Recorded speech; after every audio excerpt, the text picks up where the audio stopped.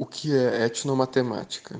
Refletindo sobre os posicionamentos e palavras de Ubirita D'Ambrosio, em que a etnomatemática é pensada como a matemática praticada por grupos culturais, tais como comunidades urbanas e rurais, grupos de trabalhadores, classes profissionais, crianças de uma certa faixa etária, sociedades indígenas e tantos outros grupos que se identificam por objetivos e tradições comuns aos grupos. A etnomatemática se enquadra perfeitamente numa concepção multicultural e holística, uma visão de sistemas emergentes de vida, de mente, de consciência e evolução.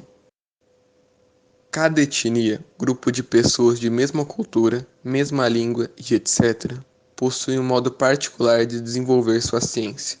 Cada etnia possui então sua ciência própria, ou seja, os índios na Amazônia possuem uma ciência, o povo maia possuía sua ciência, e cada etnia deste planeta também possui a sua ciência própria. Para que possamos entender melhor cada ciência desenvolvida por uma determinada etnia, existe a etnociência. Com ela, nós aprendemos, por exemplo, que cada etnia tem sua forma de desenvolver ciência, seja em pinturas, contas ou até mesmo inscrições em árvores. E também devemos entender que cada etnia tem seu jeito de demonstrar a sua ciência e apresentá-la.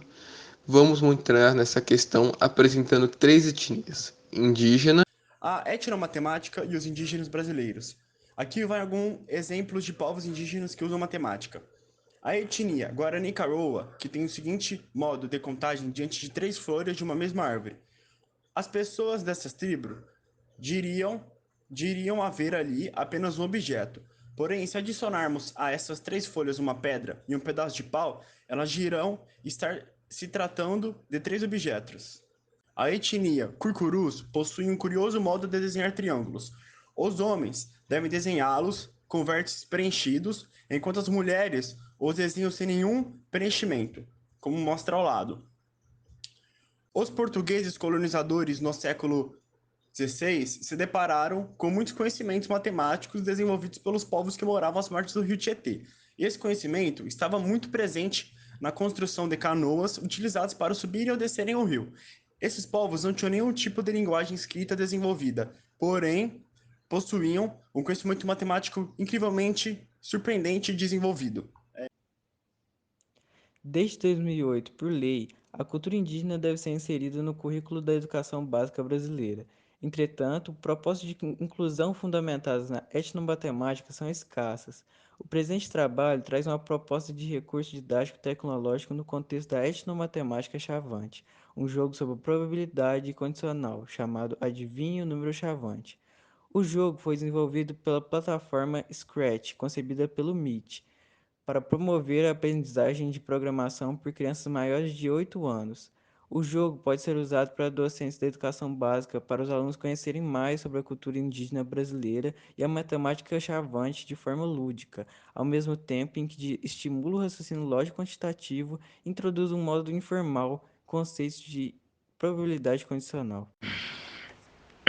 Educação escolar indígena. No Brasil, desde o século XVI, o programa de educação escolar nas comunidades indígenas tratava apenas de sua catequização, civilização e sua integração forçada na sociedade nacional. No entanto, nos últimos anos, esse quadro vem mudando. É notória a participação de grupos organizados da sociedade civil que trabalham junto às comunidades indígenas, buscando as alternativas à submissão desses grupos, como a garantia de seus territórios e formas menos violentas de relacionamento e convivência entre populações indígenas e outros segmentos da sociedade. O Brasil hoje reconhece a diversidade sociocultural dos povos indígenas.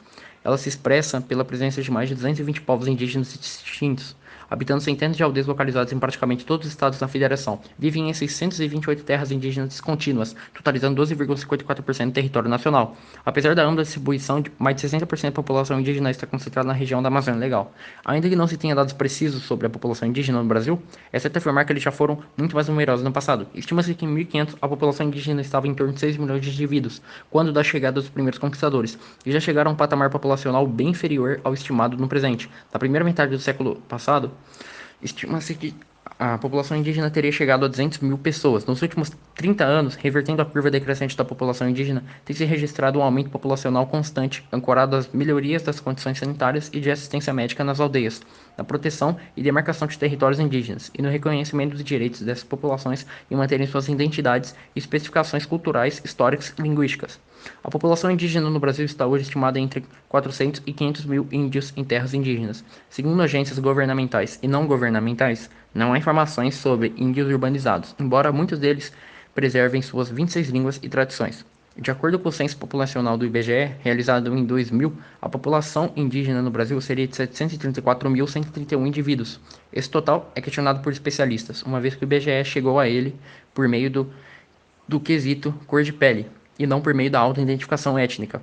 Assim, pessoas que consideram que têm a cor de pele indígena não necessariamente se reconhecem e são reconhecidas como pertencentes a uma comunidade indígena particular. Diferenças entre termos numéricos em algumas línguas indígenas do Brasil. Sistemas de base 1.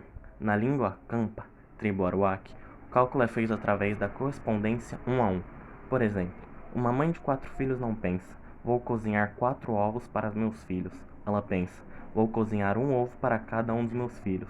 Um homem não diz, vou cortar 8 estacas para fazer a casa. Ele diz, vou cortar uma estaca para cada canto e mais uma para cada lado. E se alguém lhe perguntar quantos ele vai cortar, ele vai responder, vou cortar vários. Sistemas de base 1. Na língua Campa, tribo Aruac, o cálculo é feito através da correspondência 1 a 1. Por exemplo, uma mãe de 4 filhos não pensa, vou cozinhar 4 ovos para meus filhos. Ela pensa, vou cozinhar um ovo para cada um dos meus filhos.